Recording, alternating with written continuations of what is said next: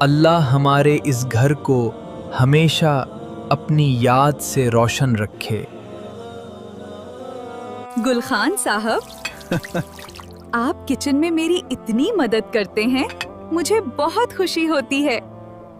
گل بانو، یہ تو ہمارے رسول علیہ السلام کی سنت ہے، وہ بھی گھر کے کاموں میں ہاتھ بٹاتے تھے۔ لیجئے گرما گرم چائے، آپ کی پسند کے مطابق۔ تمہارے ہاتھ کی چائے پی کر ساری تھکن ختم ہو جاتی ہے۔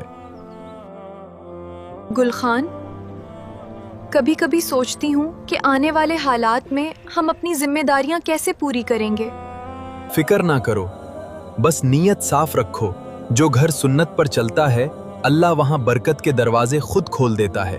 اللہ کا شکر ہے جس نے ہمیں ایک دوسرے کا بہترین ساتھی بنایا۔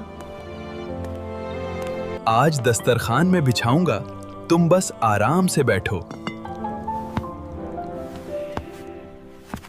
سارا دن کتنا ہی تھکن والا کیوں نہ ہو، اللہ کا ذکر ساری پریشانی دور کر دیتا ہے۔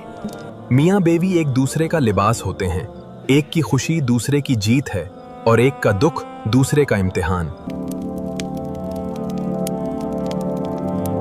اے اللہ، ہمارے گھر کو ہمیشہ خوشیوں اور اپنی رحمتوں کا گہوارہ بنائے رکھنا۔ آمین۔